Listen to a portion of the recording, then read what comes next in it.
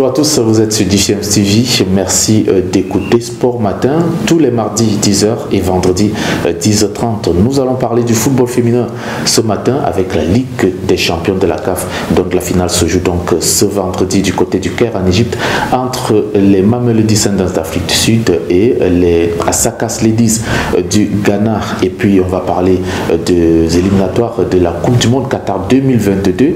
Zone Afrique, les 10 qualifiés pour les barrages sont donc connus, dont les Lions indomptables du Cameroun, les Fennecs d'Algérie, les Aigles de Carthage de Tunisie et bien sûr l'équipe des Super Eagles du Nigeria. On va aussi parler de ces élections au niveau de la Fédération camerounaise de football, dont Samuel Eto'o-Fils est candidat et a donc officiellement déposé sa candidature. C'était ce mercredi. Alors merci, n'est-ce pas, de faire confiance à DFM TV. N'oubliez pas de vous abonner sur YouTube, Instagram ou encore sur Facebook. Nous commençons notre balade sportive de ce matin par la Ligue des champions de la CAF féminine de football, dont la finale se joue donc ce vendredi. C'est donc entre Mamelodi Sundowns de la République sud-africaine et Asakas Ladies du Ghana. Il faut noter que les filles d'Asakas Ladies du Ghana ont donc sorti en demi-finale les phares de Rabat du Maroc 2-1 dans un match âprement discuté dont les Ghanéennes ont été héroïques et très performantes. Et puis du côté des Mamelodi Sundowns, elles ont, n'est-ce pas, poursuivi leur aventure. C'était jusqu'au tir au but lors de leur demi-finale qui leur opposait, n'est-ce pas, au club guinéen des Malabo Kings FC après un score de 0 but partout dans les 90 minutes de jeu. C'est sur l'épreuve des tirs au but que les Mamelodi Sundowns se sont donc imposés. On sera donc l'équipe gagnante de la toute première édition de la Ligue des champions de la CAF de football féminin ce vendredi du côté du Caire en Égypte. L'ex-attaquant des Lions indomptables du Cameroun et du FC Barcelone, Samuel Eto'o, a officiellement déposé sa candidature à l'élection de la présidence de la Fédération camerounaise de football ce mercredi en présence d'une foule immense. C'était donc au siège de l'institution qui abrite donc les sujets du football camerounais. À 40 ans donc bien sonné, le meilleur buteur de l'histoire de la Coupe d'Afrique des Nations et des Lions indomptables du Cameroun veut désormais, n'est-ce pas, gérer et se concentrer à la gérance ou à la gestion du football camerounais qui souffre d'ailleurs de plusieurs maux. Une déclaration forte a d'ailleurs été faite par Samuel Eto'o-Fils devant la presse au sortir de ce dépôt de candidature. Je ne pensais pas revenir dans ce bâtiment. Je ne pensais vraiment pas parce que nous avons servi cette équipe nationale, cette fédération pendant 25 ans. C'était le même bâtiment. 25 ans après, je dirais même beaucoup plus, c'est toujours le même bâtiment. Et je dirais à ceux qui travaillent à longueur de journée dans ce bâtiment, grand merci parce que c'est un effort.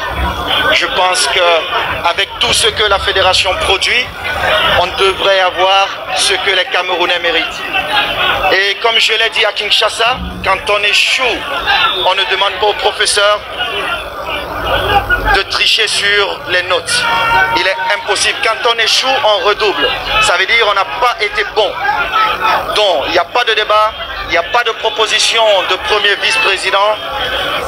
Je serai le prochain président de la fédération, malgré toutes les tricheries, parce que nous sommes passés, Chirindo, vous le savez, à 115 ans.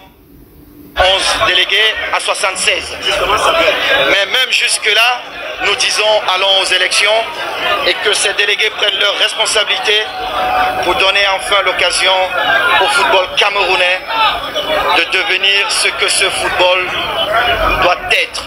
J'ai suivi et là des débats qui disent Samuel viendra avec des millions pour acheter des gens, mais quelle insulte pour les délégués.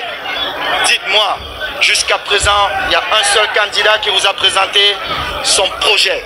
Ça veut dire que le camp en face n'a pas de vision, n'a pas de projet, alors on ne parle pas d'argent. Si on parlait d'argent, je ne serais pas venu avec un projet que je pense bon pour tous les Camerounais.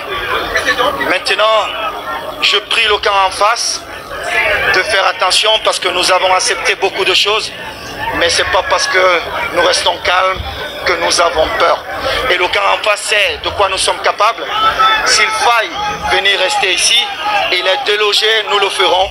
Et ils savent qu'il suffit peut-être d'un mot d'ordre de Samuel pour que nous nous dirigeons vers Chinga. Maintenant, ils savent en quoi s'en tenir. Samuel Eto'o-Fils a donc, n'est-ce pas, mis fin à sa carrière de footballeur il y a environ 2 ans avec plusieurs titres dans son marquoire, donc 4 ballons d'or africains, 2 coupes d'Afrique des Nations, c'était en 2000 et en 2002, et puis une médaille d'or aux Jeux Olympiques de 2000 également, 3 Ligues des champions de l'UEFA avec le FC Barcelone et l'Inter de Milan. On va aborder le sujet des éliminatoires de la Coupe du Monde de football Qatar 2022 zone Afrique. Donc l'Afrique connaît donc ses 10 sélections barragistes. Le match Cameroun-Côte d'Ivoire a bouclé cette phase de groupe des éliminatoires de la Coupe du Monde Qatar 2022 avec la victoire des Lions indomptables sur les éléphants de Côte d'Ivoire, 1-0. Le seul but de la partie était donc l'œuvre du Lyonnais Karl Toko Ekambi à la 21e minute de jeu. Cette victoire du Cameroun les propulse directement au barrage et prive la Côte d'Ivoire d'une 4e participation possible à la Coupe du Monde de football. Les Lions indomptables du Cameroun terminent donc premier de leur groupe D avec 14 points devant la Côte d'Ivoire 13 points, mais le sélectionneur des éléphants de Côte d'Ivoire, Patrice Baumel, a tenu à lancer un coup de gueule pour les places octroyées à l'Afrique en Coupe du Monde. On le tue parce qu'il n'y a pas assez. Il y a 32 équipes, il y a X poules. C'est pas normal que dans chaque poule, il n'y ait pas un pays du continent africain.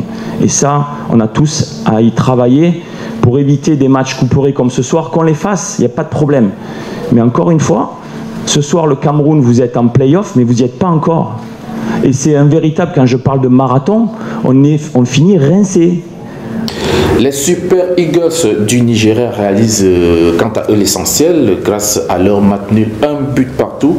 C'était face aux requins du Cap-Vert. Victor Osimhen, buteur à la première minute de cette rencontre, a donc propulsé les Verts, les Super Eagles du Nigeria, si vous voulez, en barrage donc de cette Coupe du Monde. Lors de cette rencontre, Stopira a donc marqué à la 5e minute, permettant au Cap-Vert d'égaliser. Et puis les Aigles de Carthage de Tunisie avaient donc à cœur de faire au moins, de battre à tout prix les Chipolopolo de Zambie pour une place au barrage, ce qui a donc été fait grâce à cette victoire de 3 buts à 1 réussie, alors que la Guinée équatoriale faisait donc jeu égal, 1 but partout du côté de la Mauritanie. Passons dans le groupe A avec l'Algérie qui avait donc besoin seulement d'un match nul et l'a obtenu. C'était face aux étalons du Burkina Faso. 2 buts partout dans un match âpre et intense. Les étalons ont tout de même bousculé cette machine algérienne, il faut le dire, et Kamou Malo, le sélectionneur de cette équipe du Burkina Faso, n'a pas tardé à féliciter son groupe et à évoquer le manque d'expérience de ses joueurs. Bon, naturellement, c'est ce que je disais tantôt, bien avant l'entame des éliminatoires de la Coupe du Monde. Je disais tantôt que c'était des matchs sur lesquels on devait s'appuyer, en tout cas pour préparer cette CAN.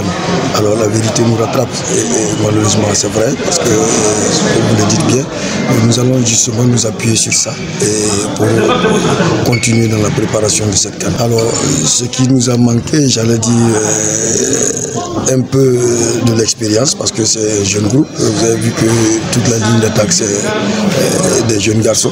À un moment donné, on aurait pu, avec beaucoup plus d'expérience, assurer certaines opportunités que nous sommes créées.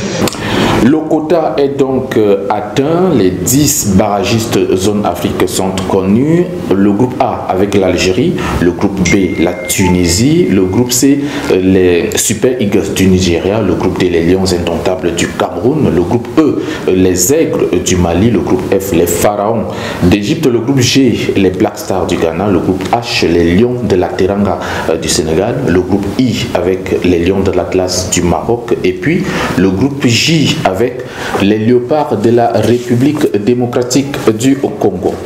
Nous restons dans le cœur des éliminatoires de la Coupe du Monde Qatar 2022, zone Afrique, avec le tirage au sort des barrages qui aura donc lieu ce 18 décembre donc, du côté du Caire, avec des confrontations en aller et retour. Il faut noter que les équipes du pot 1 vont donc être face aux équipes du pot 2 pour ces rencontres aller et retour et pour aller chercher les 5 places africaines qualificatives pour la Coupe du Monde. L'Algérien Islam Slimani est d'ailleurs le meilleur buteur avec 7 buts. Faut-il noter que l'Algérie a la meilleure attaque avec 25 buts inscrits en 6 matchs et puis le Mali reste meilleur avec la meilleure défense dans cette phase d'éliminatoire de Coupe du Monde avec 0 but concédé en 6 rencontres.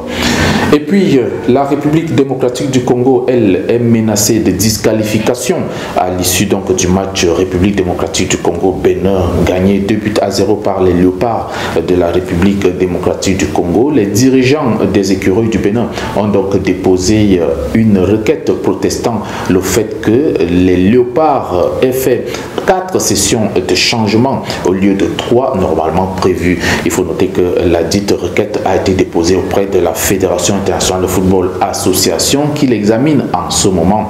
Et d'après le rapport du match, c'est donc à la 63e minute que les Léopards ont effectué le premier remplacement par la prémisse de leur entraîneur Hector Cooper, et puis les 2 autres ont été opérés à la 77e minute puis à la 84e minute et le dernier est survenu au temps additionnel. Nous restons donc à l'attente de la suite de cette requête pour en savoir plus. Mesdames et messieurs, merci donc d'avoir prêté une oreille attentive à cette édition de Sport Matin. Vous êtes sur Defiance TV, vous écoutez donc notre plateforme YouTube, Instagram ou encore Facebook. Tenez-vous tranquille, nous essaierons de faire mieux la prochaine fois. Portez-vous bien et à la prochaine.